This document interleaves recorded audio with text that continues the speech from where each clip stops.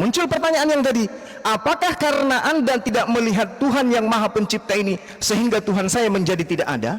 Haruskah mata Anda yang menjadi standarisasi, padahal Anda sendiri tidak pernah melihat anak Yesus, anak Maria?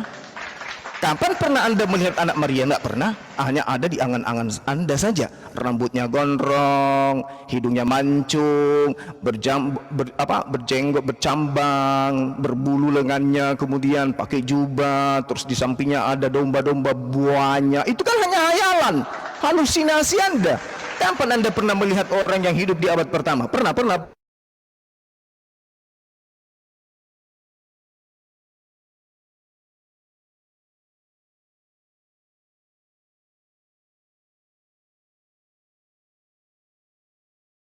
10 nomor 6. Tuhan itu maha suci. Tuhan itu tidak serupa dengan apapun. Karena Tuhan itu tidak serupa dengan apapun, maka tidak bisa dilihat.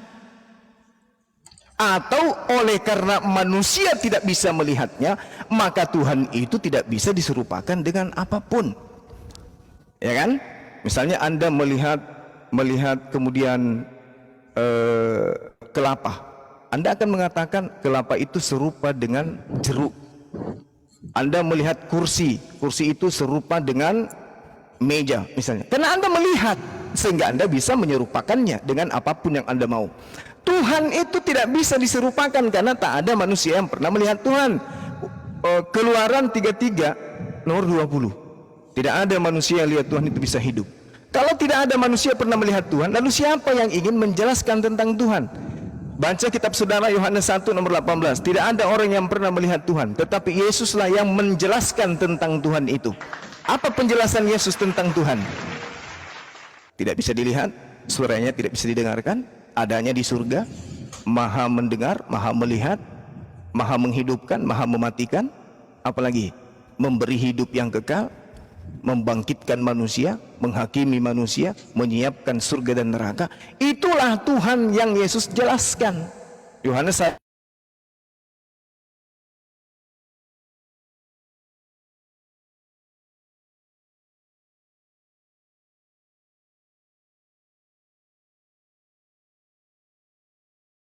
menjelaskan tentang Tuhannya Kristen adalah pengajar-pengajar palsu. Demikian.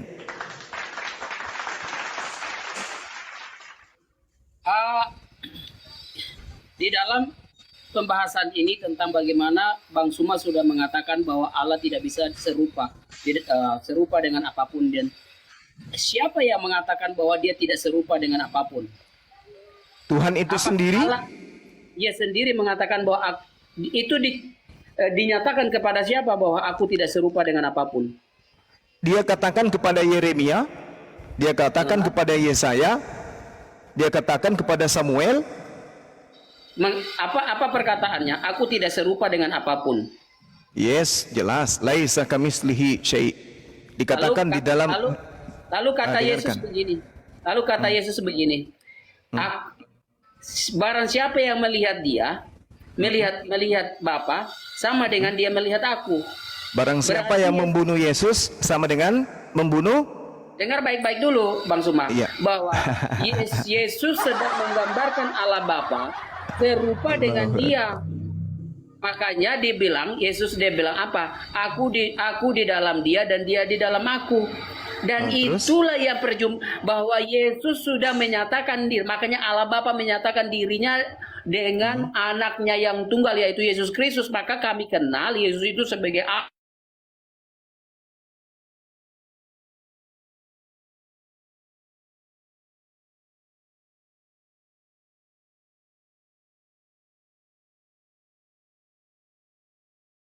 Perjanjian Lama, akulah aku. Maka Yesus menegaskan diri dengan mengatakan, akulah roti hidup, akulah terang dunia, akulah cahaya, akulah pokok anggur. Itu semua dinyatakan bahwa Allah itu sudah ada sebelum dunia ini terbentuk. Dan silakan. Allah yang tidak berwujud, yang tidak bisa kita lihat itu, hanya Musa melihat punggungnya saja itu. Maka Allah dengan begitu besar besar kasih karunia-Nya, dia turunlah menjadi manusia, serupa dengan manusia. Maka dari itu Yesus menyatakan dirinya, aku di dalam dia dan dia di dalam aku. Barang siapa yang melihat aku, dia sudah melihat Bapa. Dengan demikian konteks itu menyatakan Allah itu serupa dengan manusia. Allah itu Ya, bentuknya. silakan. Dengan iman Anda silakan. Itu tidak ada paksaan. Anda kan Kristen, pengikut Roma, ya kan? Sekarang begini, Bung. Itu udah Untuk jelas-jelas. menakar. Kalau Sabar, Anda sabar. melawan Sabar. itu salah besar. Kalau Sabar. Saya tidak melawan itu. Saya cuma ingin kemudian Anda itu sehat akal. Di dalam kitabnya orang Yahudi, Ulangan 21 nomor 23. Orang yang dihukum dengan salib secara terkutuk oleh Elohim, jangan kau biarkan mayatnya menyentuh tanah. Pertanyaan saya, apakah bagi Yahudi orang yang disalibkan terkutuk oleh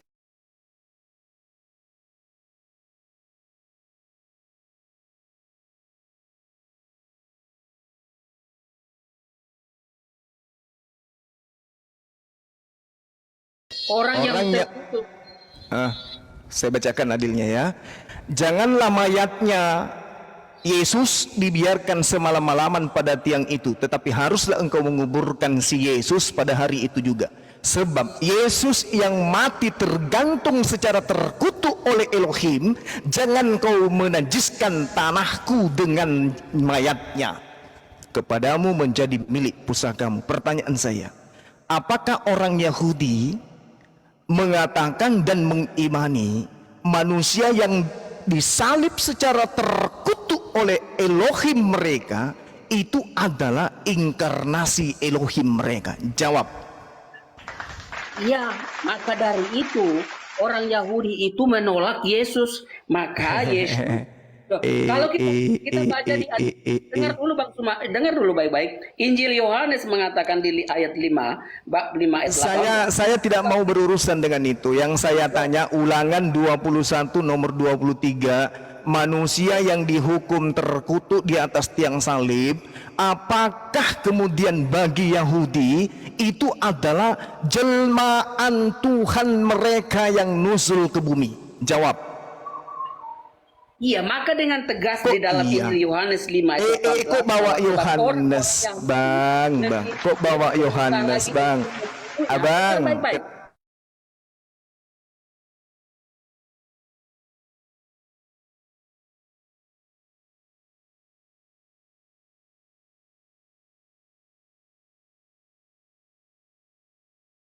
Pada tiang itu, tetapi haruslah engkau menguburkan dia pada hari itu juga. Sebab manusia yang digantung terkutuk oleh Tuhan Elohim, janganlah engkau menajiskan tanah yang diberikan Tuhan Elohimmu kepadamu menjadi milik pusakamu. Pertanyaan saya, orang yang digantung secara terkutuk di abad pertama, apakah bagi Yahudi itu adalah inkarnasi dari Elohim Abraham, Ishak dan Yakub? Jawab.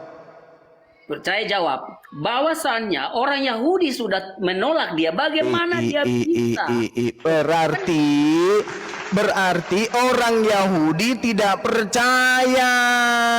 Maka dari itu, karena orang Yahudi tidak percaya, makanya kita harus baca bahwa bagaimana penolakan Yahudi terhadap Yesus itu sendiri. Yahudi menolak Yesus itu sebagai apa? Karena pada waktu itu bahwa Allah adalah Bapaknya sendiri, dengan demikian Yahudi menolak Yesus itu Allah, menolaknya sebagai bahwa apa?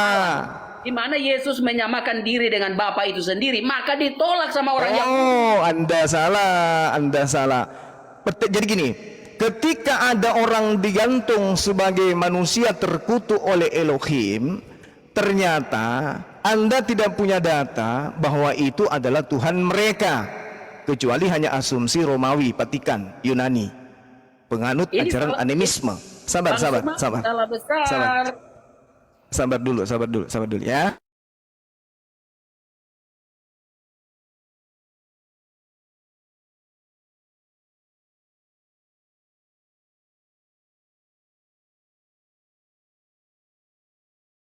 Manusia terkutuk. Lalu kapan kemudian manusia terkutuk ini dilantik menjadi Tuhan? Jawab.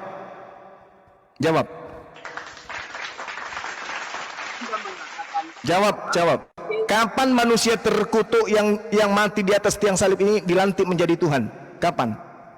Itu menurut Bang Suma kapan dilantik menjadi Tuhan. Tidak ada pelantikan. Bagi Yahudi dia bukan Tuhan. Bagi Yahudi dia adalah manusia terkutuk. Bagi Kristen dia adalah Tuhan. Pertanyaan saya, kapan manusia terkutuk ini dilantik oleh orang Kristen menjadi Tuhan? Jawab. Bahwa Yesus mengatakan menyamakan dirinya dengan Bapa, dirinya dengan Allah. Saya ulang. Bagi Yahudi, manusia terkutuk di atas tiang salib ini bukan Tuhan. Bagi Kristen, orang Roma Yunani, orang yang mati tergantung di atas tiang salib secara terkutuk ini adalah Tuhan. Yahudi bukan Tuhan, Romawi adalah Tuhan. Pertanyaan saya, sejak kapan manusia terkutuk yang digantung di tengah-tengah orang Yahudi ini dilantik menjadi Tuhan oleh orang Roma dan Yunani? Jawab. Mengerti apa yang saya katakan? Apa yang saya katakan ketika Bang Suma ditolak oleh orang Sulawesi,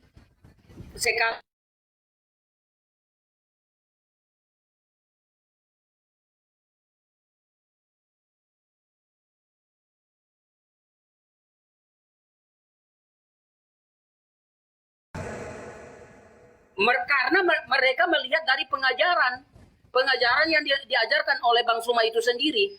Sejak kapan kemudian orang Roma Vatikan abad ketiga melihat Yesus? Apanya?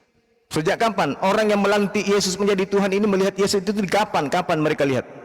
Loh, kerajaan Roma pada waktu itu menguasai Yahudi. Mereka mengatakan tentang hal itu. Maka pada saat mana kemudian Yesus yang manusia terkutuk bagi Yahudi, bagi Tuhannya Yahudi, justru menjadi Tuhan bagi Romawi? Itu sejak kapan? Lah kami bersyukur bahwa kami saya bisa tidak tanya Anda bersyukur atau Anda bercukur, Bang. Yang saya tanya, manusia terkutuk yang disalibkan Tuhannya Elohim, Tuhannya Yahudi yaitu Elohim, di tengah-tengah Bani Israel, itu bukan Tuhan bagi mereka. Pertanyaan saya, itu Tuhan bagi orang Roma. Pertanyaan saya, sejak kapan manusia terkutuk yang dikutuk oleh Tuhannya Yahudi ini menjadi Tuhannya Romawi? Jawab. Sejak pada mulanya Yesus sudah ada seperti apa yang dia katakan bahwa alamak, sejak pada mulanya gimana pula ini? Kan itu. Tuhannya orang Yahudi Hosea 11, Tuhan Elohim bukan manusia. Bilangan 23 nomor 19, Tuhan bukan manusia dan anak manusia.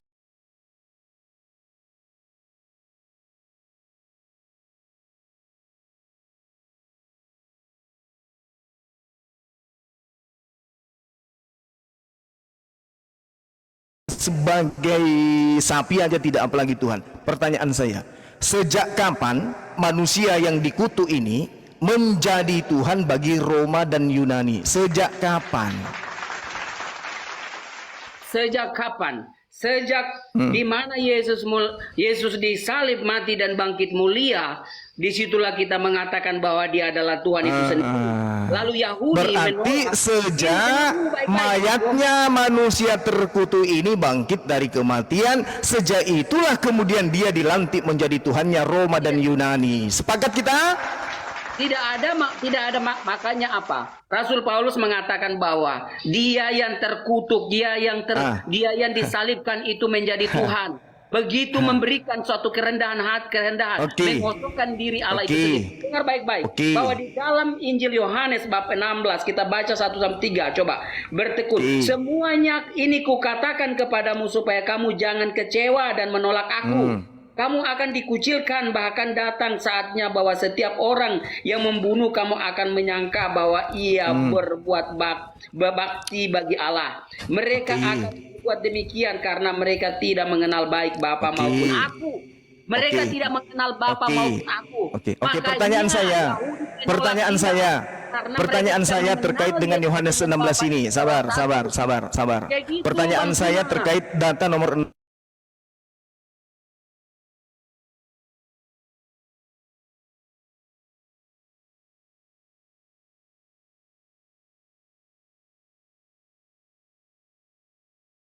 Yahudi itu berasal dari mana, Bang?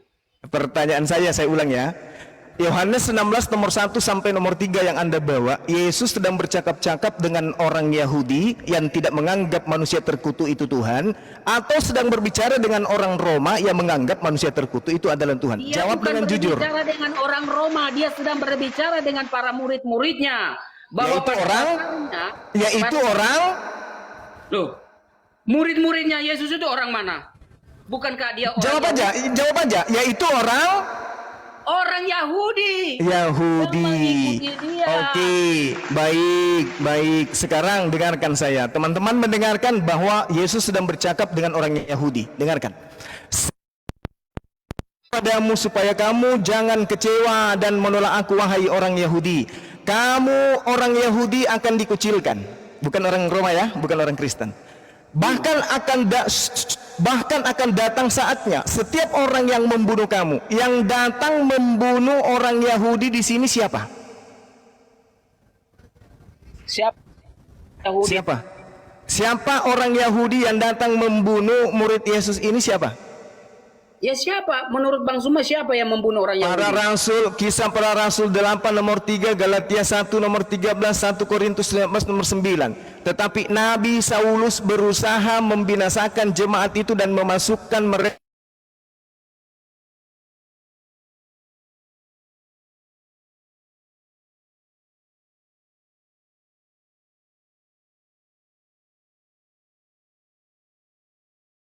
yang menangkap dan membunuh jemaat-jemaat Yesus. Jawab saya dengan jujur. Itu adalah kisah Paulus bahwa dia mengejar. Bagus. Masya Allah. Berarti yang mengajarkan kemudian menyembah manusia terkutuk di atas tiang salib tadi adalah siapa? Karena Paulus itu sudah bertobat, dia memang dulu penjahat yang kita kisahkan, yang kita tahu. Tetapi Injil Yohanes ini berbicara pada waktu itu Yesus berkata-kata dengan para muridnya. Muridnya siapa? Muridnya orang Yahudi. Makanya dia mengatakan demikian. Bukan berarti dia ini bukan yang ditulis oleh Rasul Paulus tentang Yohanes ini. Tidak. Ini sendiri menulis tentang hal ini. Jadi yang datang membunuh murid Yesus itu siapa? Saya ulang pertanyaan saya. Yang datang membunuh murid Yesus itu siapa? Iya, itu kan pasti Bang Suma mengatakan bahwa itu adalah Paulus yang akan membunuh. Kalau bukan Paulus lalu siapa? Loh, Bom. Tidak bisa begitu. Lalu siapa? Itu tidak bisa berbicara demikian. Paulus itu berbicara konteksnya berbeda. Berbicara Yesus. Saya ulang lagi. Siapakah engkau Tuhan? Diterima oleh orang Yahudi itu sendiri. Makanya kehadiran dia itu ditolak oleh orang Yahudi pada zaman itu. Paulus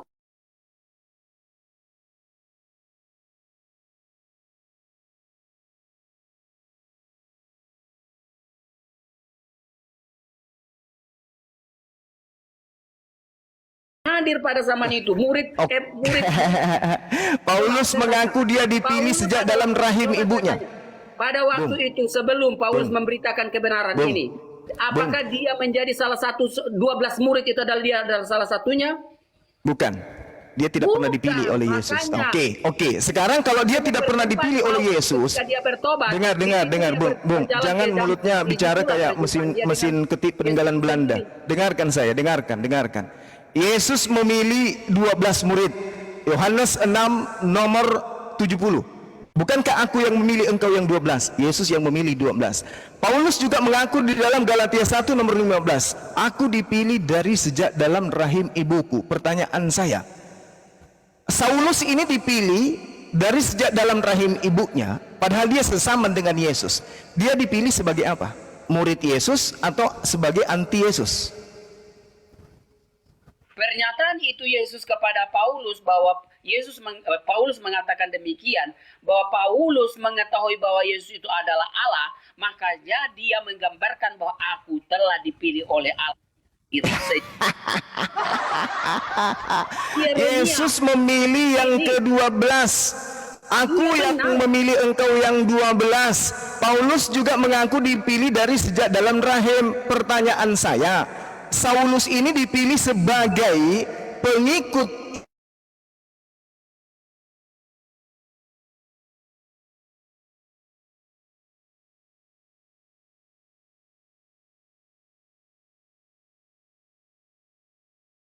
Yesus mengatakan, akulah yang memilih engkau yang 13. Selipkan Paulus masuk. Yesus mengatakan, akulah yang memilih engkau yang 12. Kalau Saulus ini adalah orang benar yang dipilih dari sejak dalam rahim, maka dia akan masuk dalam deretan 12 murid. Kenapa kemudian Paulus mengaku dipilih dari sejak dalam rahim? Pertanyaannya, dia dipilih sebagai antikristus atau dipilih menjadi pengikut Kristus? Jawab. Paulus menyatakan dirinya bahwa dia dipilih oleh Yesus itu sendiri karena apa? Di mana Paulus mengaku dia dipilih? Di mana? Ini salah besar ini pemahamannya. Makanya jangan terpaku dari titik itu. Saulusnya mengaku dipilih dari sejak dalam rahim. Pertanyaan saya, siapa yang memilih Saulus dari sejak dalam rahim? Iya, maka dari itu Paulus mengatakan demikian bahwa Yesus itu adalah Allah itu sendiri. Demikian dengan Yeremia. Saudara, saya tanya, Yeremia mengatakan siapa bahwa yang memilih? Gini Bang Suma, Yeremia mengatakan bahwa sejak engkau sudah mengetahui tentang aku. Pertanyaan saya, siapa yang memilih? Nah, siapa yang bisa mengatakan demikian? Sama dengan Paulus mengatakan bahwa kepada Allah bahwa dia itu telah dipilih oleh Allah itu sendiri. Maka dengan demikian,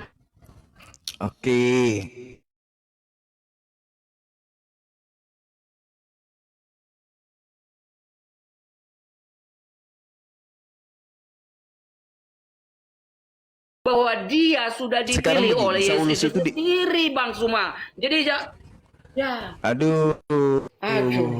Oke, Bang Suma.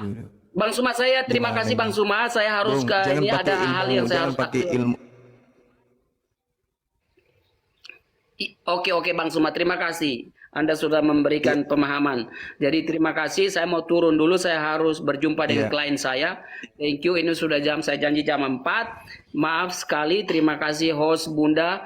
Thank you. Ya kita hanya berdiskusi. Jangan saling whatever. Kita hanya berdiskusi ya.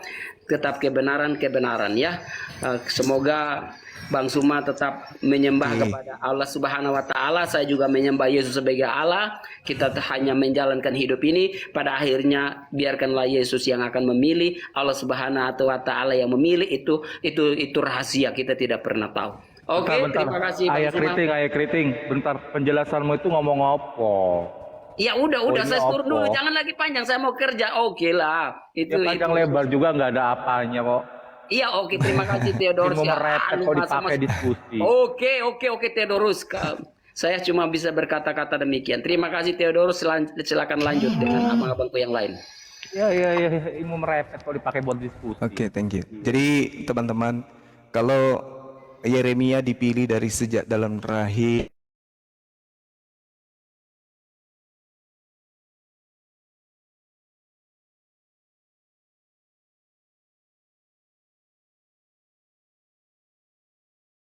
sejak lahir, orang-orang fasik telah menyimpang, dan sejak dari dalam kandungan, pendusta-pendusta, penyesat-penyesat itu telah sesat. Jadi sejak dalam kandungan, penyesat itu sudah dipilih. Dalilnya Mazmur 58 nomor 4. Dari sejak dalam kandungan, penyesat itu sudah dipilih. Mari kita lihat di dalam Kisah Para Rasul 13 nomor 1. Di situ jelas Saulus ini adalah nabi. Jadi Saulus sebelum bertaubat, dengan nama Saulusnya pun dia sudah dikatakan sebagai nabi pengajar. Nah, sekarang permasalahannya, kalau namanya Saulus dia sudah jadi nabi, jadi pengajar, kenapa tidak menjadi bagian daripada misi penginjilan Yesus? Kenapa? Bukankah aku yang memilih engkau yang 12? Paulusnya kemana? Gak ada. Paulus sendiri ngaku dipilih dari sejak dalam rahim. Dipilih sebagai apa? Kalau dia dipilih sebagai rasul, maka sudah pasti dia akan mendampingi Yesus, karena beliau sesaman. Tapi kalau dia dipilih sebagai penyesat, betullah dia harus kemudian sebagai pembantai murid-murid Yesus. Di dalam Lukas 21, Yesus mengatakan bahwasanya, waspadalah supaya kamu jangan disesatkan, sebab banyak orang yang akan datang dengan memakai nama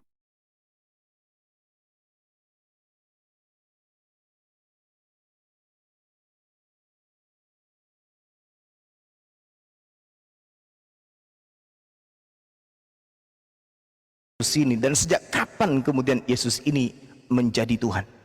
Penyesat itu adalah yang berkata, akulah dia.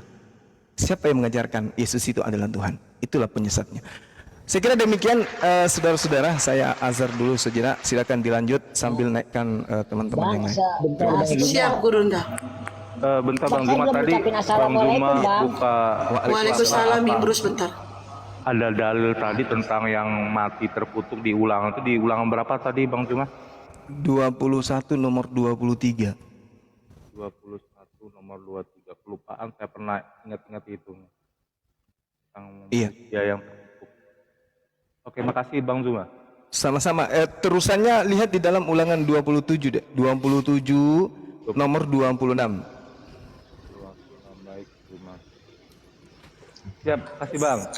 Oke. Assalamualaikum warahmatullahi Terkutuklah orang yang tidak wabarakatuh menepati semuanya. perkataan hukum Taurat.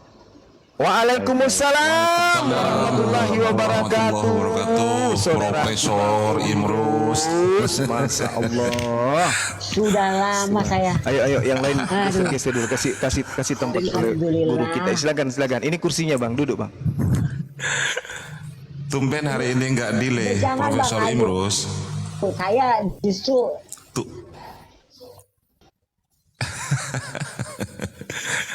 aduh kayak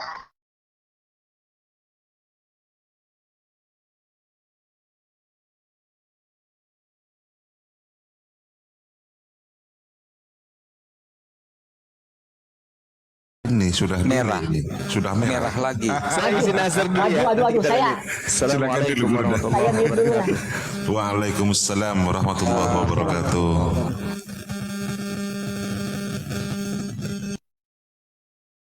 Oke, pasien selanjutnya silakan. Pasien urutan nomor 3. Nomor 4. Tadi ada Ari Kiting nomor 1. Keduanya ada Verhoes. Ketiganya ada penyebar berita baik. Keempatnya ada si Jam. Berarti ini pasien kelima. Pasien kelima silakan naik. Ditunggu waktu dan tempat dipersilakan. Pasien kelima sambil menunggu dokter ahli sholat. Ada dokter-dokter lain yang ada di sini. Ada dokter Imrus juga. Ini dokter Imrus ini dokter yang Masya Allah. Dokter spesialis. Spesialis buat kalian yang punya jaringan ngelek-ngelek. Silakan naik ya.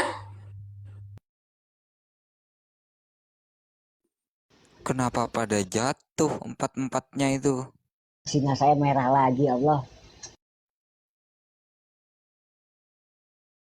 Ayo pasien yang kelima kemana ini? Pada kabur-kabur, Verhoes kabur, si John kabur, penyebar berita kabur. Aduh, gimana sih? Belum lagi ketemu dengan dokter ahli. Ini dokter-dokter yang ada di atas ini adalah dokter-dokter spesial.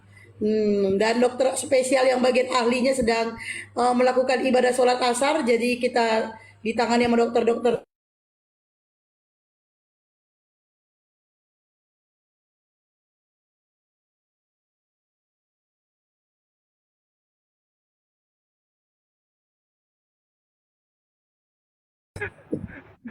Dokter saraf ya. Ini dokter saraf, bagian saraf. Kenapa di bawah tadi bertyping banyak sekali ngelek.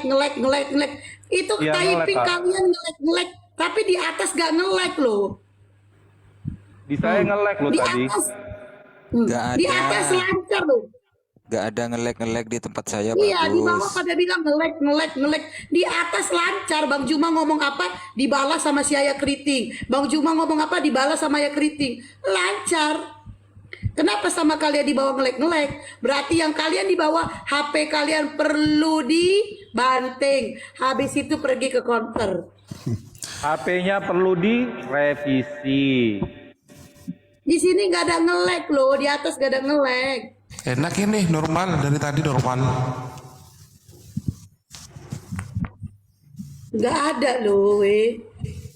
Suara berhenti nggak ada. Bang Juma lancar jaya.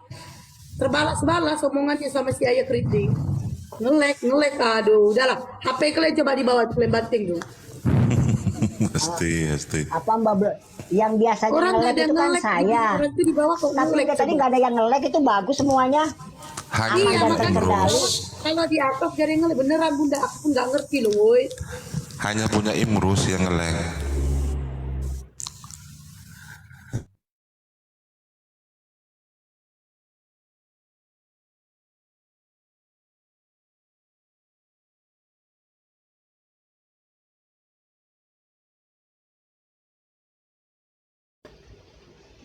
Gak usah konser. Bagus Nah, sinyalnya. ngelek. Kalau Imrus ngelek. Ah, putus-putus kan Imrus. Wah, merah kan. Naik ke pohon sawit dulu, Imrus.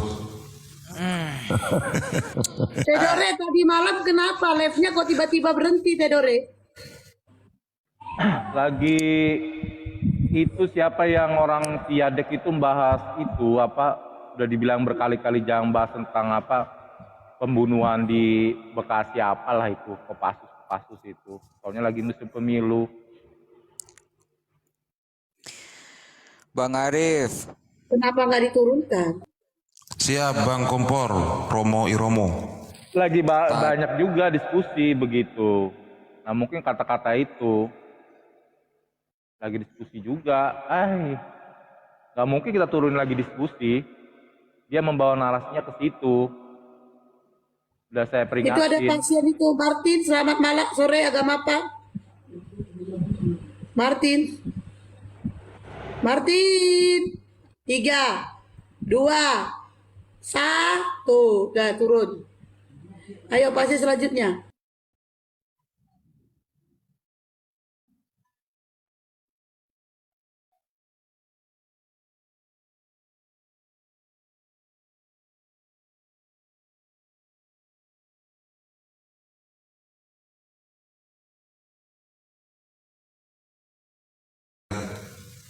iya, Iya. Kurosoki. Parah kali mereka itu. Iya. Ditampol dengan ini ya, Markus sama Iya. Markus.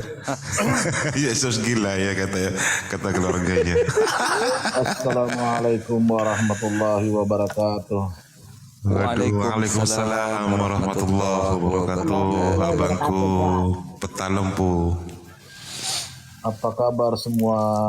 Mudah-mudahan sehat Alhamdulillah, dalam baik, lindungan Allah baik. Subhanahu wa Amin. taala. Alhamdulillah. Insyaallah semuanya sehat walafiat. Amin. Terutama Amin. hostnya sehat, host. Sangat sehat kalau hostnya. Dijamin itu 24 jam. Host, sehat host. Alhamdulillah saya. Amin, amin, amin. Blokir permanen kok 2? Ini cloningan. Hes? Enggak. Iya, aku mau praktekkan bentar. Ini ada kakakku minta belajar main TikTok. Gimana caranya naik terus. Oke, iya. Enggak dikira cloningan. Dikira Ini kan cloningan.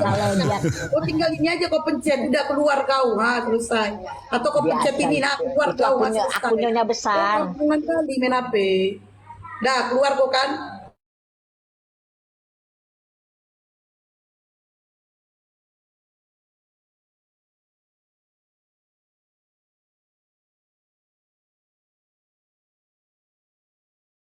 Ini biar tengok nih.